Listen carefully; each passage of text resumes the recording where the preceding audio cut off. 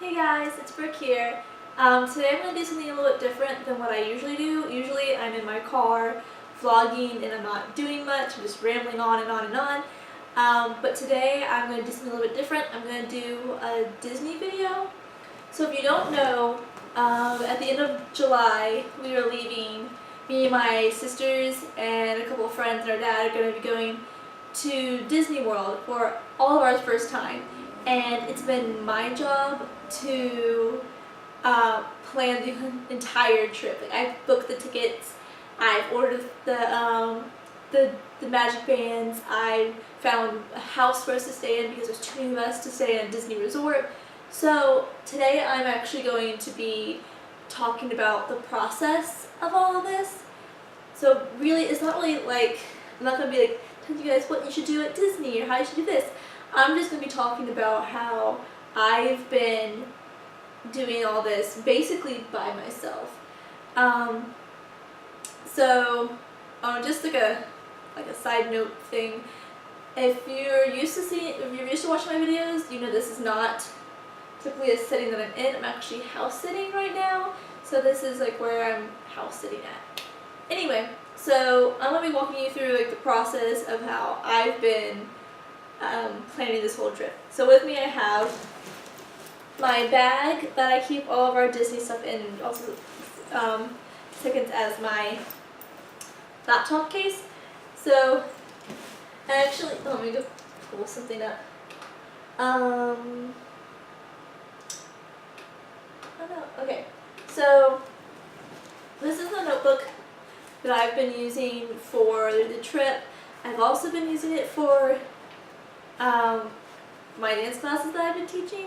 They're over now, so that was going to be strictly just Disney stuff. So in my notebook, I basically just sketched out or wrote out some ideas for what possible things to do, like when would be a good time to go, if it would be better to drive there or fly there, and like if we should stay at a Disney resort, like on Disney property or off Disney property, and just all of that stuff, and like the cost of everything, and like magic bands and stuff like that. So to begin with, we had to decide when would be a good time to go.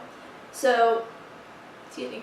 My two younger sisters, they're still in high school, so going during the school year for them is not possible. So that means that from the middle of August all the way through the end of May is a no-go for going.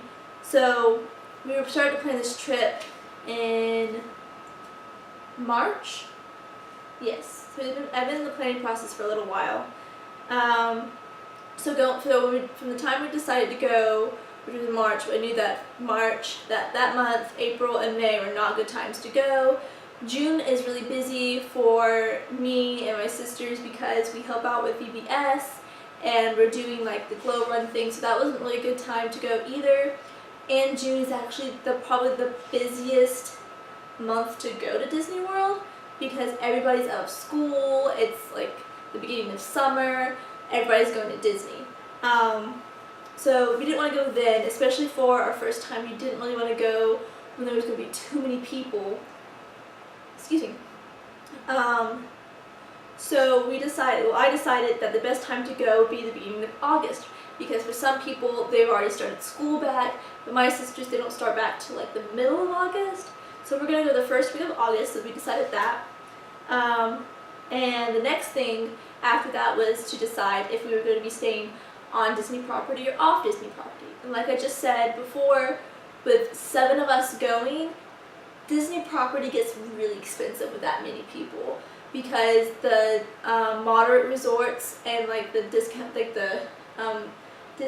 price resorts or whatever, they are not big enough for 7 people. They'd be fine if it was like all girls going or all boys going or couples or something like that, because you could just share beds or whatever. But with 5 girls and 2 boys going, one of them being my sister's boyfriend and the other being my dad, that gets kind of awkward. So I decided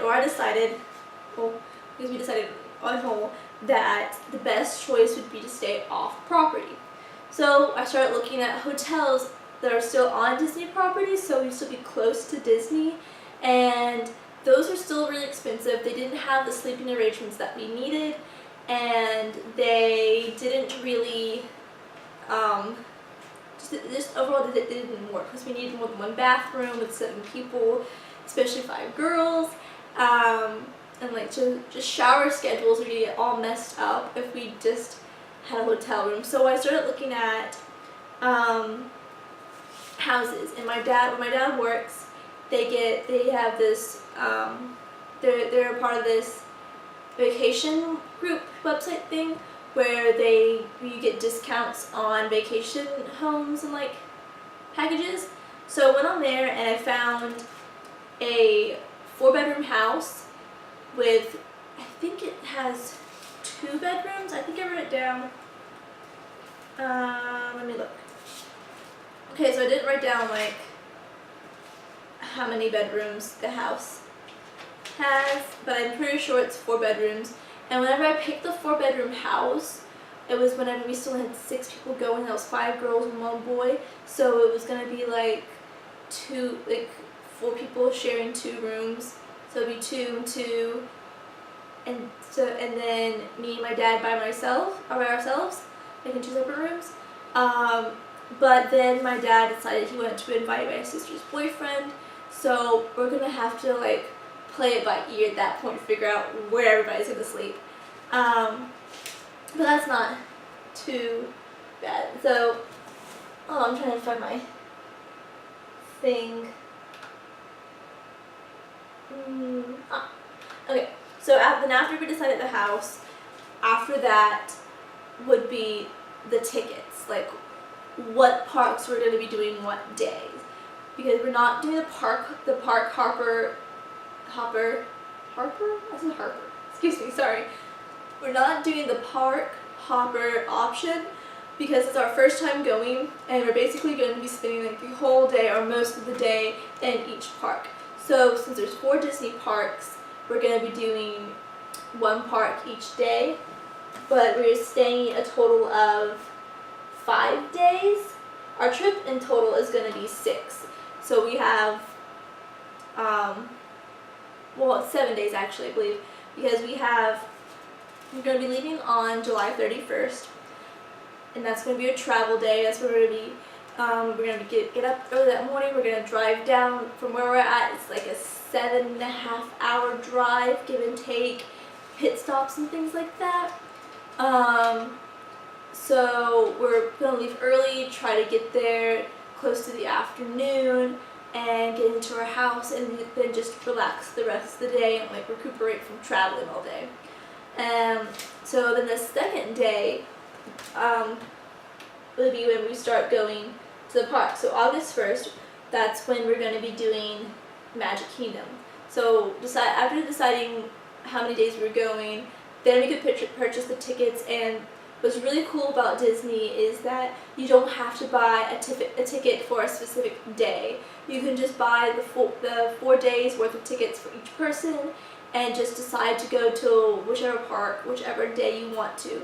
They aren't designated to each day. So if we went to go to Magic Kingdom on August 2nd instead of August 1st, we still have that option. It would mess up scheduling wise because I'm kind of like scheduling everything out, but it wouldn't be that big of a deal. It only gets issues once I start doing restaurant reservations and fast passes and things like that. So we're going to Magic Kingdom the 1st, and then Hollywood Studios on the 2nd, and then August 3rd will be Epcot, and then the last day will be Animal Kingdom. I don't think that we're going to be going to Pandora, which is the new park that just opened in May, earlier this month, because, like I said, I keep saying this is our first trip, and we kind of want to do like the traditional stuff first. One day, if we go again, which I plan to go a lot in my lifetime to Disney,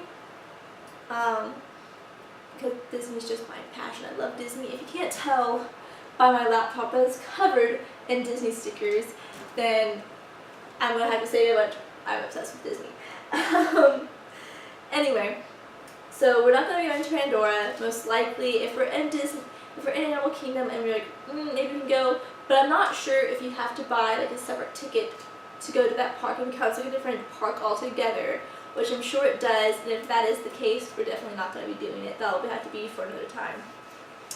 Alright, so the next would be that blue light is really bright in my face. Next would be the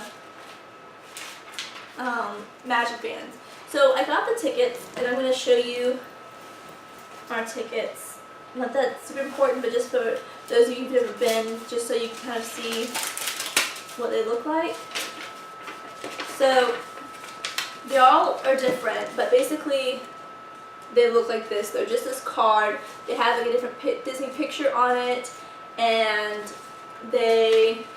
it's like a ride or something, or an attraction there, and those are how you get into the park and how you would get onto the rides and everything.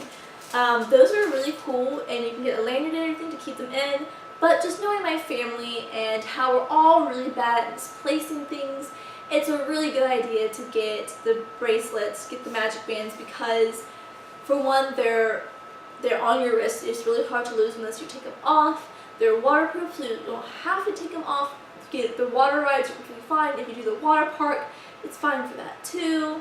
But you can use the cards, like the card tickets, as a backup option just in case something did happen to your magic band.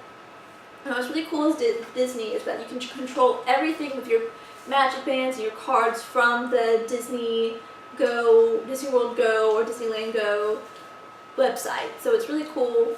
So we all got gray. I decided everybody get the same color just because we didn't want anybody to get a different color and people not getting the color that they wanted because we get a different color.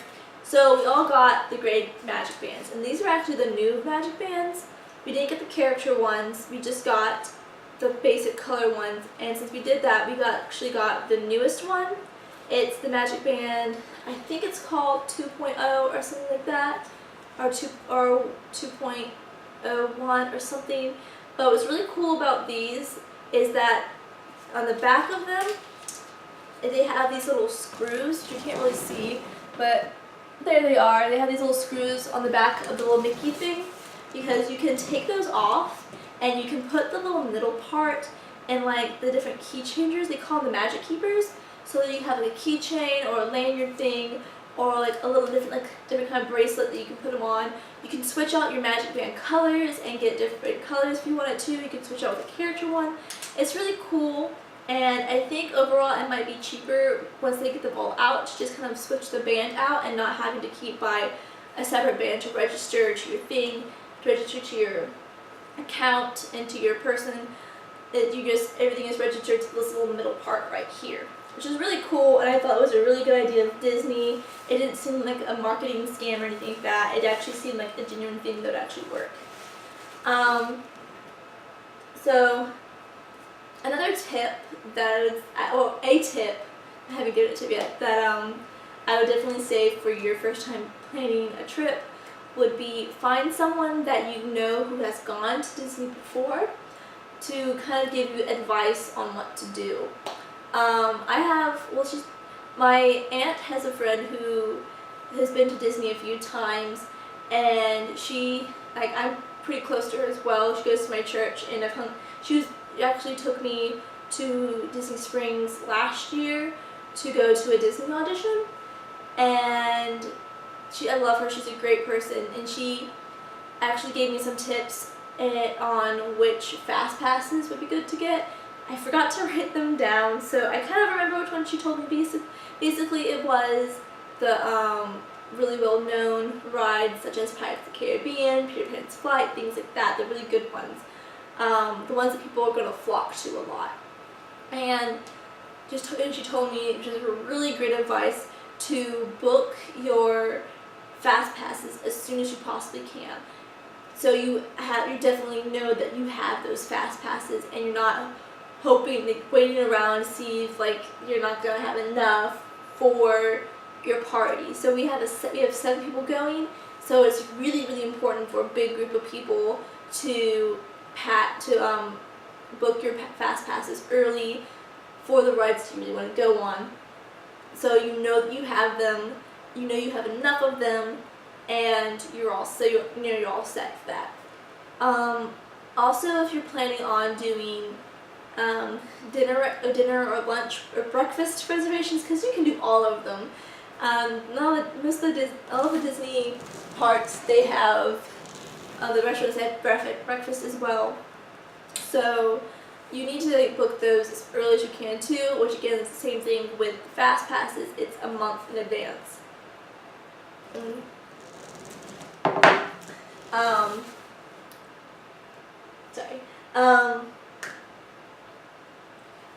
So since we still have a little over a month, actually we have about 2 months before we go, I cannot book our fast passes or anything like that yet, because we're not going technically we're not even going to Disney until August. So we still have like 3 more months before our actual trip. So I'll be able to book those in July. So not next month, but the month after, I can do all that. And trust me, I'll be up on June 31st. I'll be up the last day of June at 12 o'clock to start booking the things, which is another thing to really plan out your day. The fast passes and your dinner reservations, those are not for whatever you want to go to them during the day. You have to pick a specific time and go to them at that time. They can't just like let you walk in the fast pass lane or whatever it is just any time of day, because then the line would end up being just as long as the normal no fast pass line. So you'll get the time for you to ride that ride or to see that show, and you have to be there within, I think they give you, depending on which ride or which show it is, I think they give you like maybe 10 minutes after your initial time before your fast pass expires. That's not, I'm only going on what I've heard from other YouTubers and vloggers have said before, but don't hold me to that because I'm not 100% sure. Like I said, I haven't been before, and so I don't know how exactly the fast passes work. But I'm pretty sure they do give you a little bit of leeway when it comes to getting to your fast pass time. I'm guessing that's the same with the food reservations. You have to get there within that specific time. If your dinner is at 5 o'clock, you better be there around that 5 o'clock time so you can actually get your seat and actually get your meal. I'm going to go ahead and end this video now. Be sure to like, comment if you like this video, and subscribe to my channel for more videos that I will hopefully be uploading soon. I want to do more videos like this where I'm just kind of sitting down and talking to you guys and not just in my car holding my camera up and making my arm tired. It's giving me some nice like wrist muscles, but it hurts. It gets a little crampy. But yeah, I hope to have a space or something soon so I can do more videos like this. So I'm just sitting down talking to you guys. I have a few things that I've written down in here for video ideas on what to do. I will be vlogging when we go to Disney. You can be sure of that. I will be vlogging from the day before we leave till probably the day we leave or the day after we leave. I don't know. It depends on how tired I am. Yeah, so I really want to do more videos like this. I want to do more Disney related videos, and I want to do some dance related videos, and just some different stuff to add to my channel to make it have more of a variety. Anyway, thank you guys for watching. Make sure you follow me on all of my social media, Instagram and Snapchat and Tumblr. It's down below and in the description. Make sure to like, comment, and subscribe, and I'll see you guys next time. Bye!